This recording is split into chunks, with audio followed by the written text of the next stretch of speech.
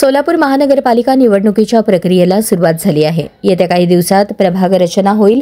त्या पार्श्वभूमीवर सोलापुरातील राजकीय पक्ष अलर्ट झाले आहेत।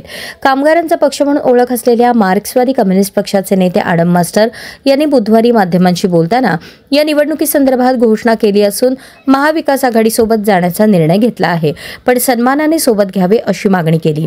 दरम्यान नक्की काय म्हणाले मास्टर ते पहा। कशासाठी? कारण या देशामध्ये राज्यामध्ये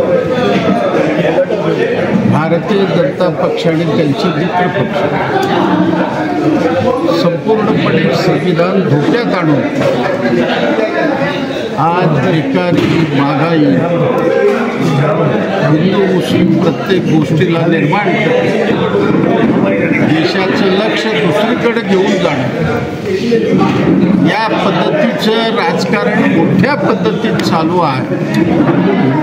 शेवटी नागरिकाचं मताचा अधिकार कायम राहील का नाही ही शंका उपस्थित होऊ लागली आणि श्रमिकांची मतं एक मूल्य एकच आमच्या हातात आहे। सध्या मताचा अधिकार हे डॉक्टर बाबासाहेब आंबेडकरने दिलेला अधिकार आहे। श्रमिक असेल, भांडवलदार असेल, एका मताचा अधिकार।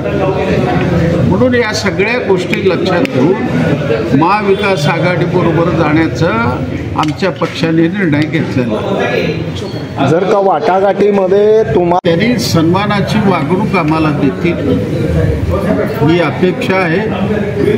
असं नाही आहे आडम मास्तरांनी सोलापूरचं राजकारण बदललेलं आहे आणि त्याने जर सन्मानाची वागणूक नाही दिलं त्याचे परिणाम त्यांना भोगावे लागतील। स्थानिक स्वराज्य संस्थेच्या निवडणुका बॅलेट पेपरवर व्हाव्यात की ईव्हीएमवर?